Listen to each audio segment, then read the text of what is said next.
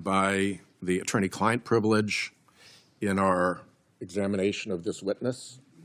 It's my understanding that Congress has never accepted the constitutional validity of either such privilege as an inhibition of our constitutional congressional oversight responsibilities.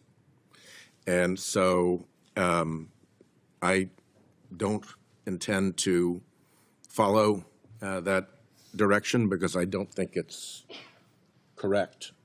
And I think it abdicates really important oversight authorities that we have. Moreover, particularly when we are in a nominations process and somebody has affirmatively put themselves forward, to then have them seek the shelter of deliberative process and attorney-client privilege puts us in an even worse position. So I think if we were ever going to do this, nominations are the low ebb of any justification for that. It gets even worse when the nominee faces questions about official misconduct as a lawyer. Among other reasons, privileges tend to fall when misconduct is alleged. And so for all of those reasons, I, just as one senator, reject the proposition that this committee must yield in its questioning and in its fact-finding in an oversight or nominations matter to those executive privileges. I don't think Congress has ever taken the position that they supervene our constitutional oversight authority, and I think it was a unfortunate occasion that happened this morning.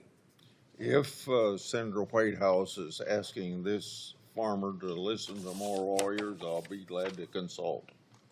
I'd be delighted to follow up on this because I think it's a really bad position for this committee to put itself in with respect to nominees or other oversight matters, particularly when we oversee the Department of Justice that is stuffed with lawyers who can easily cook up an attorney-client privilege defense or a deliberative process defense, and then we are now in a no-fly zone with respect to our oversight responsibilities. Nobody takes oversight responsibilities more seriously than you, Chairman, so I hope we can come to a better accommodation on this than your opening statement suggests. Right now, I can't say more than I have. That's fine. That's fine.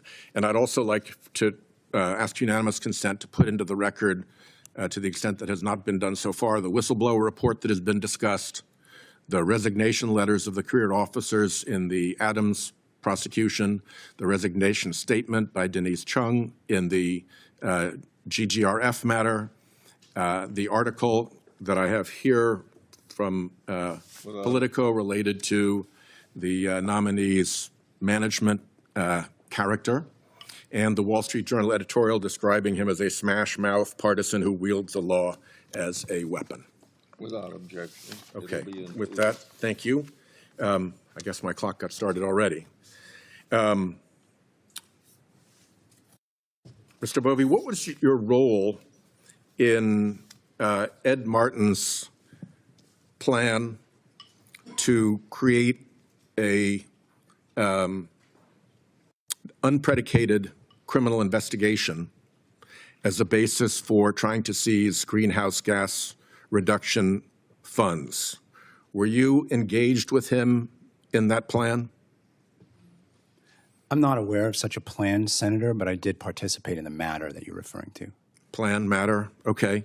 Did you know that before he took office, he had expressed private opinions about the, I'll call it GGRF for time purposes, before he came in? I'm not sure what you're referring to. Okay. Did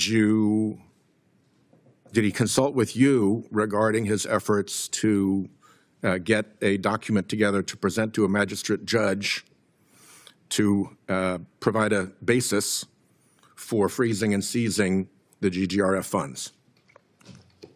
Senator, like many nominees before me who come to testify before this committee and are at the same time simultaneously serving in the department, this includes Justice Kagan, Justice Kavanaugh, Judge Katsas, all at various times, but were serving or served previously. I'm not going to be able to comment on the specifics of matters like that. I'm not asking you at this point. I'm asking you, were you consulted regarding that? And my answer is limited to I participated in the matter. And if there's public information about the matter that you'd like me to try and address, I'm happy to do my best to do that. The chief of the criminal division was removed after she refused to sign off on the proposal, on the proposed pleading. Were you involved in her removal? I've read public reports about that, and to my recollection of those reports, I believe she resigned. Did you approve the U.S. attorney demanding her resignation and pressing her out of her office? I'm not able to go beyond the fact that I participated in the matter that you're referring to, Senator. Were you aware that U.S. Attorney Martin went into court alone without any other career attorney or any other attorney in the office willing to sign off on the pleading in which he sought the freeze or seizure? I'm not sure if that's true or not, Senator. We can look at the pleading. Nobody else signed. He ran out the criminal chief for refusing to sign. Presumably, he went shopping for somebody else who would sign. Nobody did, so he went in alone. Will you agree that it is very unusual for a politically appointed United States attorney to file a pleading without the support of a single career prosecutor in the office? No, I don't agree with that. Okay, well, were you aware that when he did go in alone without the support of a career prosecutor in the office, he was shot down by the magistrate judge in pursuing the order? Senator, I refer you to my previous answer. I'm not able to go beyond the fact that I participated in the matter. Did you, would you agree that ordinarily the Department of Justice does its very best to make sure that its pleadings are sufficiently well prepared that they are not shot down by magistrate judges? Yes, of course. After it was shot down by the judge, did you participate in shopping the matter to other offices so that the effort to seize or freeze the GDRF funds could be pursued despite the U.S. Attorney's failure? Senator, I'd refer you to my previous answer. I'm able to confirm I participated in this matter. Based on public reporting, I am aware that there are certainly other districts with grantees who receive funds from these programs where under the law that applies to venue, it would be appropriate for similar investigations to take place. Did you contact them? I refer you to my prior answer, Senator. Did you let them know that the effort by